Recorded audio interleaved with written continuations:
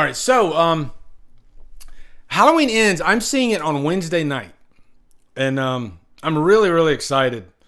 But when I got the email for the invite, when you get these press emails, there's always all this information, stuff you can and can't say, and there's like an embargo, and it'll tell you, it'll like highlight it in red: embargo. Do not discuss, review this movie until this date, this time. You know, they got it down to the hour. And sometimes they'll have the social embargo separate from the actual review embargo. So you know how you go on YouTube and you'll see all these YouTubers, including myself, they'll come out of the theater and it'll with out of the theater reaction. That's not the review. That's an actual social reaction, because social is Twitter, it is Instagram, it is Facebook, but most people are going to use Twitter. But it's also YouTube. YouTube is a social platform. So as long as you're not doing a full nuts and bolts, pros, cons review, just giving your quick, whatever, you pretty much look at it this way. You wrote something out on Twitter, you know, and Twitter gives you 120 characters or whatever it is now. I think it's more, something like that. And you could read that verbatim into the camera, and that's how you get away with it. So that's why you'll see all these YouTubers, they'll come out and they'll give you the quick YouTube out of the theater reaction, and then they'll record an actual full-on review, which is, sometimes I'll do that. Hell, sometimes it's my workaround. I'm like, you know what? I don't feel like recording a 10-minute review and editing and all this stuff and putting in the clips. I did that for like Stallone's latest movie, Samaritan. I was like, I'll just freaking pop the camera up and do a social reaction, and I still got the same views. So, yeah. But yeah, so what I was saying is there's two different embargoes. All right. So Halloween Ends. I get the email. You are invited Wednesday night. Come enjoy the movie. Embargo. Thursday at 3 p.m. The embargo is Thursday at 3 p.m. I believe Halloween Kills was, I think, maybe Tuesday. Because I put out that review, I think, a couple days before the movie came out. So it might have been Tuesday, Wednesday, something like that. But this, I was like, whoa, Thursday, 3 p.m.? Thursday's the day that everybody's going to see this movie, that really wants to see it, right? But there was nothing about a social. And so I sent an email. And so I quickly got an answer back stating the social embargo is the exact same. It's the exact same. Thursday at 3 p.m. So I posted that right away on Twitter. Hey guys, I just found out this is the embargo for Halloween Ends. That's all I said. And I did that on purpose because I wanted to see what the reaction was going to be from that. Because I knew most of the reactions were going to be, that's a really, really bad sign. And they're not wrong. They might not be wrong. Statistically speaking, they're not wrong. Okay? Because most of the time, when a movie is given an embargo that's right up to the day, then it usually means the movie sucks royally, or the studio doesn't believe in the movie whatsoever, or both. That's usually what it means. Give you an example. The latest, I think the latest Resident Evil had a really, really late embargo. And my opinion, the reason they did that is because the movie was horrible. You know, or the general opinion of the movie was that it was not good. Okay? Does that mean that everybody's going to hate the movie? No. There are some people that will like the new Resident Evil movie. I've seen it. Some people like that movie. But overall, if you see a Rotten Tomatoes score of, say, around 30% or below, there's a good chance that movie had a really late embargo. That's just the way it works. Now, also, there are other possible reasons why a movie might get a really late embargo. But let me get this out of the way, okay? Just so you don't think I'm saying this. Halloween Ends could be a complete shit show. And that could be the reason why we're getting this really late embargo, okay? I have to put that out there. I'm not being biased towards the movie. I haven't seen the movie. So that is option one. Option one, it could be a shit show. It could be horrible, all right? So the studio doesn't believe in it at all. Okay.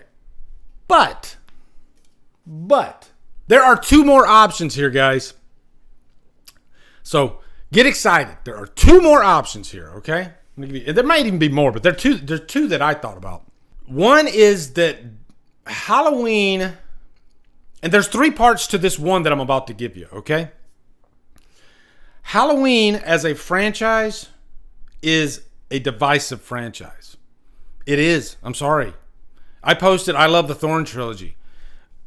I had a lot of people say, I agree, I love the Thorn trilogy. And I had a lot of people say, you are smoking the biggest blunt that has ever been created. You know? It's divisive. It's a divisive franchise. Okay? That's number one of three of option number two. Are you confused? Okay. Number two of three of option number two. This new trilogy is divisive. That's a fact. This new trilogy is divisive.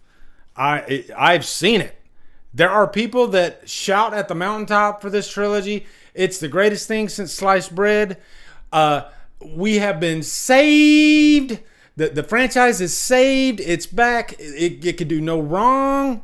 I am probably guilty of this. All right. I'll be the first to admit it. When I came out of Halloween 2018, thank you, Jesus. Thank you. That's what I said.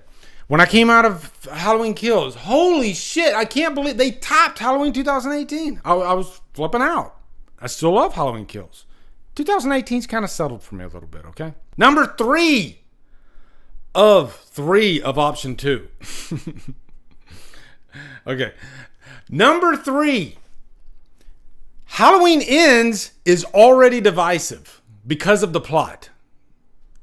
Halloween Ends is already hella divisive because of the plot. David Gordon Green going into this movie, I think because originally this was going to take place on the same night as the first two movies, but the pandemic happened. They changed the script around. David Gordon Green still is constantly working on the script. And so and guys, I'm going to tell you right now, if you are the type that is just avoiding every single little thing about Halloween Ends, this is where you might want to exit for probably at least 30 minutes, okay? I'm going to give you that right now because I'm going to talk about an item that's in the trailer. Don't worry, it's in the trailer, but some of you don't even want to watch the trailer. Some of you want to go into this completely blind, knowing nothing, okay? So I'm going to give you that warning going any farther here, all right? So the nature of this plot it seems to be already very divisive. I think that's why we're seeing probably more speculation videos on Halloween Ends than the other two movies combined. I think, and guys, don't get me wrong, I think there are some big surprises coming that we don't even know about. And I think that is a big reason why this embargo is so late. My opinion, okay? Like I said, movie could suck, but my opinion, just to be safe, and they don't want any plot details getting out on this movie, that could be a reason why this embargo is so late. All right. But one big divisive element of this movie is Corey. I'm just gonna say it right now. Let's put it this way: if you were to gamble and you had to put money on it, if there's going to be a copycat killer in this movie, let me ask you guys this, all right? Do you think there will be a copycat killer in this movie? Okay, just a hunch. You know, we don't know anything yet, but based on what we've seen so far, do you think there will be a copycat? Damn it! I had to burp. Sorry. Do you think there will be a copycat killer in this movie? All right. Yep, 100% possible. Yes. Detroit Rock City Beth? No way. Yes. Arnie Cunningham. Corey Cunningham. Christine. Thank you, Cucumber Chris. Cucumber Chris literally said the exact same thing that I was going to talk about with that connection to Christine. Ryan says, yeah. So everybody's saying yes, and we haven't even seen the movie yet. All right. So that's a big reason why this movie is so different than the other two movies. And let me ask you guys this. Does that excite you, or does it concern you, or both? Are you going into this movie even more excited that this story's going to take some different avenues? We're not getting the same, Halloween Kills was the slasher movie. Halloween 2018 was the origin movie in terms of let's get Michael out of prison and then let's wreak havoc and get him and Laurie Strode together. That was pretty much the point of Halloween 2018. Halloween Kills was let's get the slasher movie out of our system. Let's just give you a balls to the wall slasher movie. So we already know, yeah, it's a slasher, but we already know that this is the last movie in a trilogy. We want to shake things up. We don't want to give the same movie. I think it's smart what they're doing because they're getting, even if you don't like the previous two movies, you're interested in this movie because of how different it is. There's a good chance that people coming out of this movie are going to hate it because it seems like it's veering quite far out of the norm. And when you do that, you kind of split your audience down the middle. Don't get me wrong. I think there are people that are going to come out of this movie loving it, thinking, wow, that was refreshing and satisfying. But I think there's going to be people that aren't going to like it at all. And that's not just because of the plot. That's just because it's Halloween. Outside of the first movie, I don't think any of the movies are universally loved. I'd say Halloween 2, for the most part, most people like Halloween 2. And Halloween 2 is probably in the middle of my ranking. It's kind of an all bets are off franchise in terms of likability. There are people that love H2O, and there are people that absolutely despise the movie. Just because it just has a different overall vibe, the timing it came out in the 90s, But I think H2O is a good thing, even though I don't like the movie that much. I think it's a good thing because it's just another flavor. Yeah, so I talked about A, it could be bad. B, divisive nature of the franchise, divisive nature of the trilogy, divisive nature of the plot of Ends. And number 3, keep it secret, keep it safe. This is the last movie. They're taking a lot of risks. So I think they don't want the plot to get out. It's like Scream. It's like when those first few Scream movies came out, and I guess still today too. It's with that franchise, they go out of their way to not let the audience in on what's going on. I'm still really excited because I think there's a lot that we don't know. I think they got some major surprises in store, and I think that's the reason for that embargo. I think it's such a big surprise that they don't want it getting out. And I think if you have that embargo on Tuesday, that gives 3 days, or 2 days, I guess, 2 days for that to get out. And I guarantee you it will. Okay? I guarantee you it will because of advanced screenings. People forget. It's not just critics that see movies early.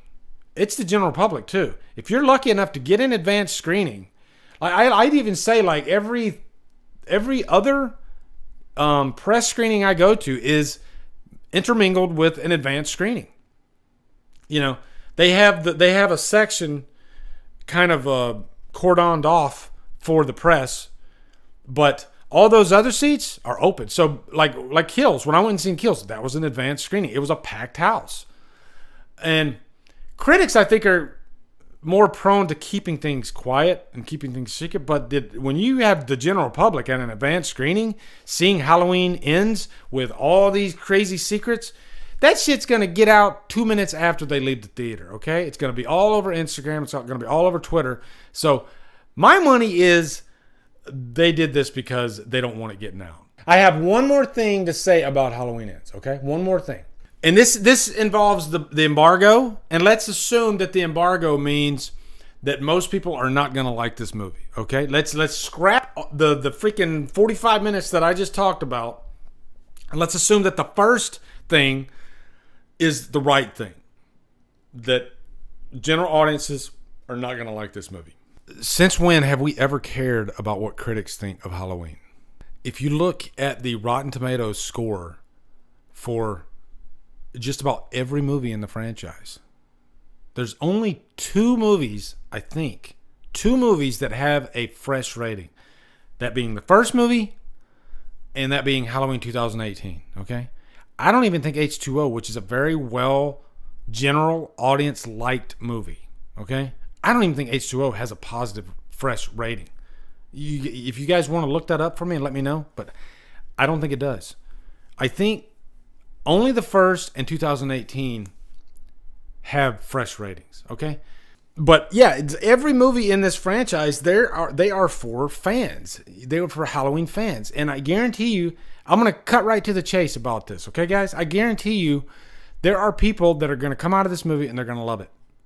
You know, because they love this franchise so much. And if it has Michael Myers in it, then they're going to love it. If Michael Myers is killing, then that's what we want. And if there's a big old fight between Laurie Strode and... I mean, I don't think this is going to be the worst Halloween movie, okay? If it's better than Halloween Resurrection, and there are some of you that like Resurrection, if it's better than Resurrection, then it's gonna have an audience. So it doesn't really matter. And at the end of the day, as soon as I heard that the embargo was that late, kind of wanted to see it more. That's the God's honest truth. I kind of wanted to see it more. I'm usually like that with middle of the road reviewed movies too. And what I mean by that is movies that usually get like 50% ish around there. Of course, I want to see 90% movies. Yeah, if they're 90% on the tomato meter, yeah, that's great. But when they're in the middle like that, there's something about that makes me want to see the movie even more usually. Just because I'm kind of weird like that. And usually that means there's probably one element in this movie that really rubbed people the wrong way. But it might rub some people the right way. And I think that's usually what happens with me, you know? And I tend to like polarizing movies. Not all the time, but I usually do. So kind of want to see it more now. You know, I'm even more curious.